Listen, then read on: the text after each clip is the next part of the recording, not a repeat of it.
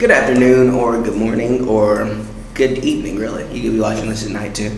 My name is Einar Hille. I'm a part of Challenge 2010, hosted by the OMED Department of Georgia Tech. Okay?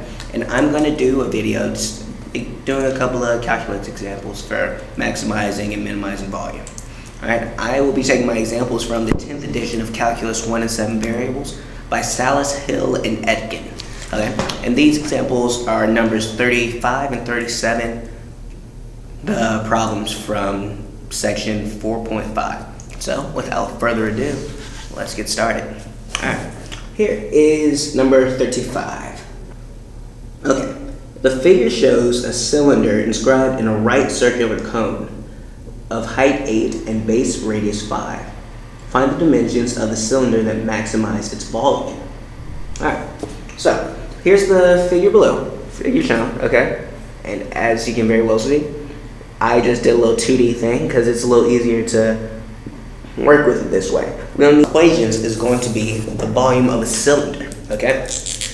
We don't need to worry about the volume of the cone because we know that the cylinder fits inside. And all they're worried about is how much space the cylinder has. So, for a cylinder, V equals pi times the radius squared times the height of the cylinder. There it is right there. All right. Now, it seems like we don't really know any of this stuff based on this picture, you know, but we actually do, okay? First, we can see that this can actually be divided into two smaller triangles. And now we've got one triangle that we can see. And from this, we see that the height of this is going to be 8. The base is going to be 5, the actual radius of the cone, since it's only half. And yeah, we can figure that out. Now, according to the law of similar triangles, we know that the height of one triangle, the height of one triangle divided by its base is equal to the height of the second triangle divided by the second base. So, I will say that the big triangle equals big H, and the base, since we know it's the radius of the cone, is going to be big R. That's for the first one, okay? Now, what we see is that with this cylinder, a second triangle is formed, okay? So, second triangle, and since it's inscribed inside this bigger one, we know that they're similar. So, we'll say that the height of this equals little h, with the radius being little r. Now, a problem gives us the height and radius of the cone. So, the height of the big triangle is just going to be the same height of the cone, okay? Same height as the cone, and the base is going to be the radius of the cone. So we have 8 over 5 for the first part of our equation.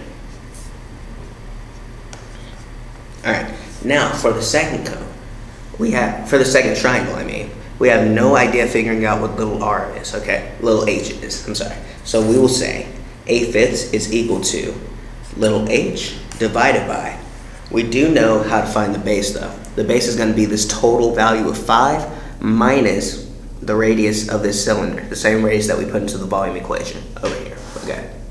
Same radius. So we'll say little r equals 5 minus r.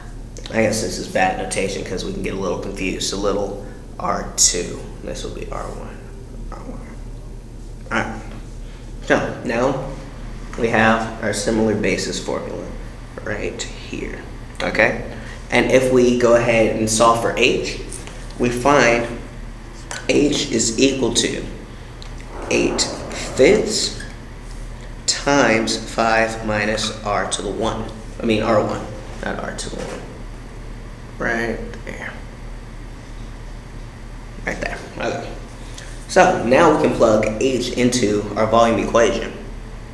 So V equals pi r1 squared times 8/5 times 5 minus r to the 1.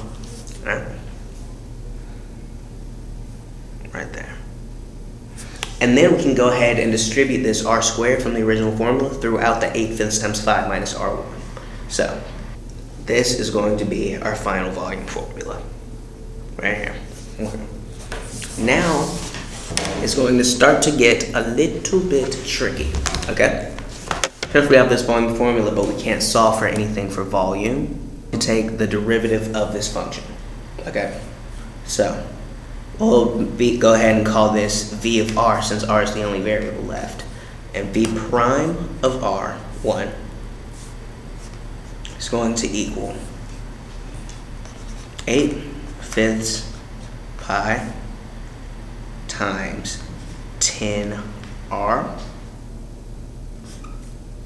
minus 3r squared.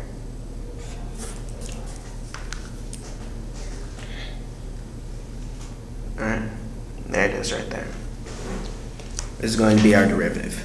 Now, for our derivative, we're going to solve for the point at which r1 is equal to 0, because we know that this will be either a local maximum or a local minimum, and that's the only point we're really looking at in order to maximize the volume. So once we solve that out, I won't do the arithmetic. It's just going to give us r equals 10 to the third, r1. 10 divided by 3, I'm sorry. R equals 10 divided by 3. Okay. Now, we just plug in before 10 to the third and after 10 to the third to see whether or not the values increase or decrease, to see whether we have a maximum or a minimum at this critical point. Because like I said, r equals 0 just means that it's one of the two. So, once we plug in, we'll plug in v prime of r less than 10 thirds. And for that, I will plug in v prime of 3. The answer that we get for that is going to be 3. I don't need to show the arithmetic, but that's what we get. So that is going to be a positive value equals plus. That means that the slope was increasing up to this point.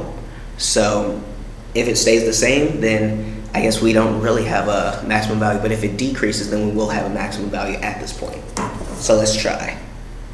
V prime of r greater than 10 thirds equals, I'll put v prime of 4 in.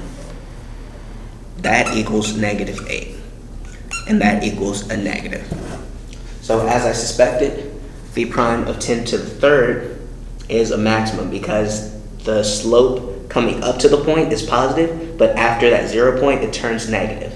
So that means, it's like a curve.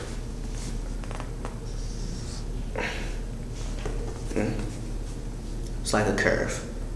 Positive, negative, maximum point at 0. Right. Well, now that we found the maximum point for the radius, this height formula. So we get h equals 8/5 times 5 minus 10 thirds. Now we can just solve and figure out h equals 8 thirds. Right. So the dimensions of the cylinder end up, that's dangerous.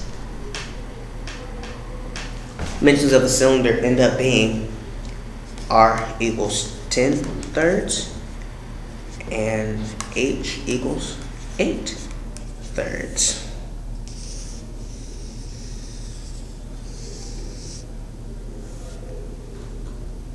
There it is right there. Alright, now be sure to check into the second part, my second video, so that you can see how I finished number 37, because I just decided not to put that into this video too. Alright, have a good one.